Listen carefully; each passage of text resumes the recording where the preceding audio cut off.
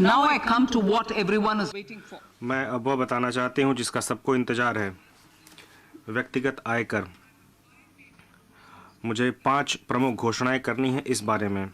ये मुख्यतः हमारे परिश्रमी मध्यम आय वर्ग के लिए है, के लाभ के लिए है। जो पहली घोषणा है वो रिबेट से संबंधित है। वर्तमान में पुरानी और नई आयकर व्यवस्थाओं में 5 लाख रुपए तक की आय वाले किसी व्यक्ति किसी प्रकार के आय का भुगतान नहीं करते हैं।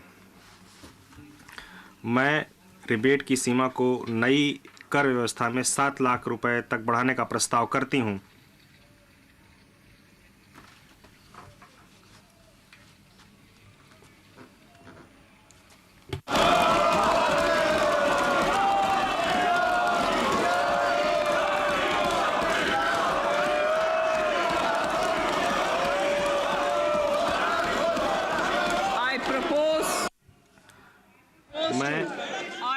इस प्रकार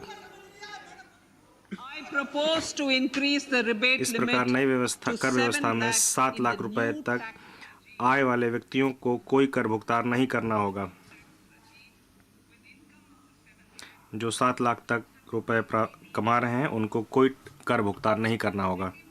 दूसरा प्रस्ताव मध्य वर्ग के आय वर्ग से संबंधित है। मैंने वर्ष 2020 में 2.5 लाख रुपए शुरू करते हुए 6 आयकर लय वाली नई व्यक्तिगत आयकर व्यवस्था शुरू की थी। मैं स्लैबों की संख्या घटाकर 5 करते हुए और कर की सीमा को बढ़ाकर 3 लाख करते हुए इस व्यवस्था में कर संरचना को बदलने का प्रस्ताव करती हूँ। कर की नई दरें निम्नानुसार होंगी। 0 से 3 लाख 0, 3 से 6 लाख 5%, 6 से 9 लाख 10%, 9 से 12 लाख 15%, 12 से 15 लाख 20%, 15 लाख रुपए से ऊपर 30%। इस नई कर व्यवस्था में सभी कर प्रदाताओं को बहुत बड़ी राहत मिलेगी। 9 लाख रुपए की वार्षिक आय वाले किसी व्यक्ति को केवल 45,000 रुपए का भुगतान करना होगा। यह उसकी आय का सिर्फ 5% होगा। यह अब उसके द्वारा भुगतान किए जा रहे अर्थात 60,000 रुपये पर 25% की कटौती है। यह सिर्फ 45,000 हो गया है। इसी प्रकार वह व्यक्ति जिसकी आय 15 लाख रुपए आय वाले किसी व्यक्ति को केवल 1.5 लाख रुपए या उसकी आय के 10% का भुगतान करना होगा, जो कि उसकी मौजूदा देयता अर्थात 1,87,500 रुपये से 20% की कटौती होगी। मेरा तीसरा प्रस्ताव है कि वेतनभोगी वर्ग और पारिवारिक पेंशनभोगी सहित पेंशनभोगी वर्ग के लिए है, जिनके लिए मैं मानक कटौती लाभ को नई कर व्यवस्था में भी विस्तारित करने का प्रस्ताव करती हूँ। प्रत्येक वेतनभोगी व्यक्ति जिसकी आय 15.5 लाख रुपए या इससे अधिक है को परिणाम स्वरूप 52,500 रुपये का लाभ मिलेगा।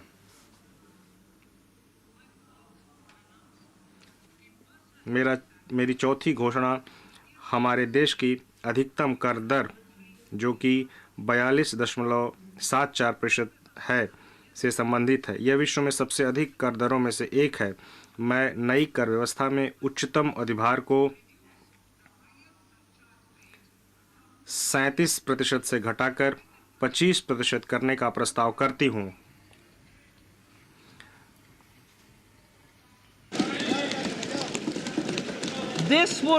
इसके परिणाम स्वरूप अधिकतम कर दर घटकर 39% हो जाएगी।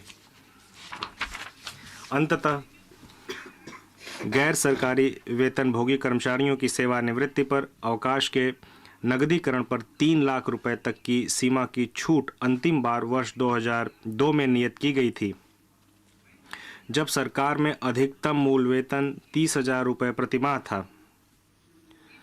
सरकारी वेतन वृद्धि के अनुरूप मैं इस सीमा को बढ़ाकर 25 लाख रुपए करने का प्रस्ताव करती हूँ।